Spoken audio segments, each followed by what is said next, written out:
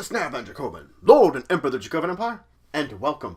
It is time to continue my discussion on D20 Modern, the modern take on the 3rd edition of Dungeons & Dragons. Well, when we last off, we were diving into the enemies you could face, and especially the creatures, talking to you about the various entries you can find and information provided about these creatures you may battle. Let's continue with this information and talk about massive damage threshold.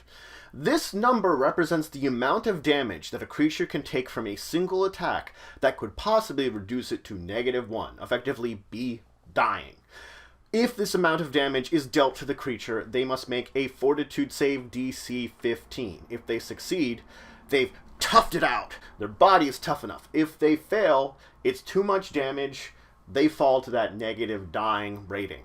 Now, if the damage should already reduce them to -1, well, then don't even bother with massive damage threshold. They're already being reduced to -1 or lower. It's not going to make a difference. On the other hand, there are certain creatures which are completely immune to this, such as undead, they don't have the right physiology, and others such as vermin, which get a bonus against this. So you will have to look. The book will provide information about what types of creatures are really technically affected this. Most of the things it's like humanoids, such as yourself. Now, initiative is just that. It's the initiative bonus. This is the total bonus. Most of the time, this will just be your dexterity modifier. But things like improved initiative of the feat will grant a bonus, and other things may grant bonuses that will affect the initiative as it is as a whole. Speed represents the basic tactical movement land speed of a creature. The amount of movement they make when they make a move action. The amount of movement that they're doing just as a base of, oh, I move over to there. Now, this isn't the only type of speed a creature might have. This is just the basic land one. There are other types of movement. Climbing, burrowing, swimming, and of course, flying. Each of these has their own unique rules about how they work, and if you really want to dive into how they work with any extra details, you can check in the book. It's important to know things like It is important to know things like this, especially things like flying, which have different grades of flying, which affect what kind of maneuvers the creature can do. If a creature is much more maneuverable at flying, well, it can get a lot more done than one that has a very poor maneuverability. Defense represents just that, their defense. This is any kind of dexterity modifier, any kind of natural armor, possibility of wearing actual armor would add to this, or anything else that may add to the actual defenses of this creature. The ability for it to not be hit by attacks. Just similar to you as a player have a defense score, this creature would have one too.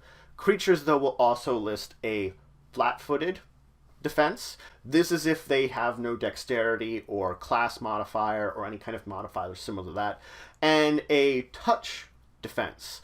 This touch defense means it doesn't have the normal armor bonus, it doesn't have any natural armor bonuses. This is just I get to touch the enemy. These are two special types of defenses that do come up in the course of battle. Flat-footed usually if you were surprised at the beginning of it. Touch usually for some certain special abilities or FX abilities such as spells, which may require only a touch. Now, base attack bonus represents just that. It's the BAB, the ability of a creature to hit another unmodified by any kind of special modifiers or ability scores, in which case would be strength for melee, dexterity for ranged, or possibly dexterity for melee if you're using weapon finesse. But normally, just under the normal circumstances, you remove that ability score modifier, you remove any other kind of modifiers. This is their base attack. This is actually derived from a combination of the type of creature it is and the hit dice it has. Using these two factors, you can figure out what kind of base attack bonus the creature should have. Your grapple modifier is what you would get to, well, grapple. This is a combination of base attack bonus, strength, and of course any other kind of modifiers such as size modifiers that exist for the creature. This ability for something to grab, hold, and hold on. Now let's talk about the attacks of the creature, because it will list these. A primary attack is just that, a primary attack. This is the attack that if I should move more than 5 feet in a round, I only get one attack. This is what I'm going to get. It will be whatever kind of primary attack it is. I'm going to get my full strength. If it's the only attack I have, I would have my 1.5 times strength. All my attack modifiers are applied here. This is actually what I use for my for attacks of opportunity if I get one. Noting you would still get strength if you're doing a melee weapon, or dex if you're using a ranged weapon. Now, there are natural weapons too. This is, claws, fangs, horns that anything would have to attack an enemy. Usually these will also be divided in between primary and secondary. Primary, just like I mentioned, using all the same rules. Natural attacks will list if there's more than one of these attacks on a creature. If there would be, say 2 claws, and these are technically primary, they would both be primary, just saying. And it will list any kind of special abilities or functions that are linked to these claws. Let's say if it has poison fangs and it's got a bite attack, it will list poison alongside of that. The full attack will list if a creature moves 5 feet or less in the course of a turn, it can make this full attack. Now, if you're using manufactured weapons, anything that would be built, gun, sword, whatever, your primary attack would just be your first attack. Full attack would be iterative attacks, what you normally would get based upon your base attack bonus for a player. Creatures, on the other hand, work a little differently. If they're getting a full attack, they can attack with all their natural attacks, which include their primary and any secondary. Secondary attacks are made at -5 unless they have the multi-attack feat, and then they're made at -2.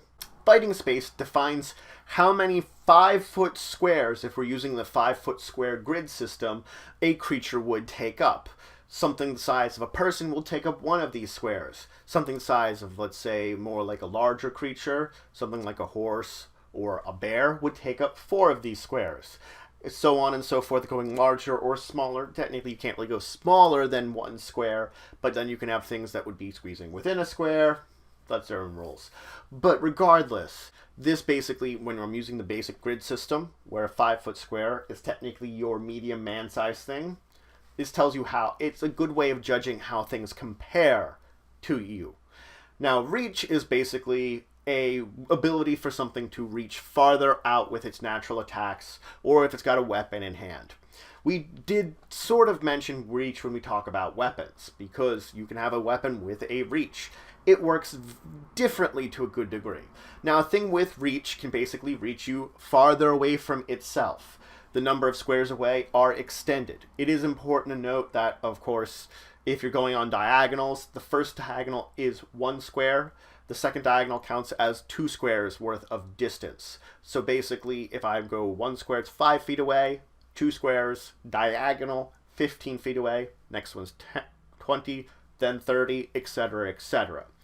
In that pattern. This reach creature, its big advantage is, not only can it reach you farther away, if it would make an attack of opportunity, or you provoke one from it, it provokes at that reach. That's the distance it has to provoke, that you would provoke it if you're moving in at it, that it can smack you as you're moving in.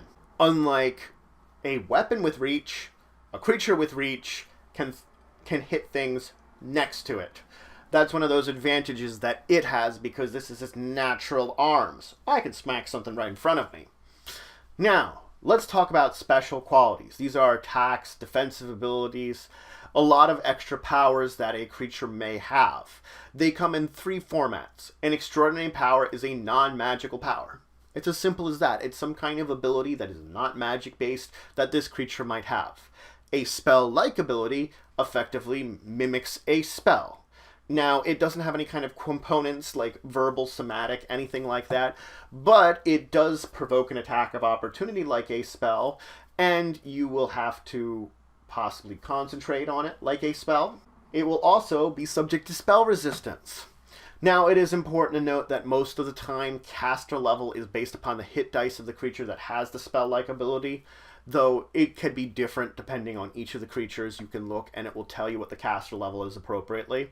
It's also important to note that when you're looking at these entries, most of the time they will have a number associated with them, meaning that's how many times a day this creature can use this spell-like ability.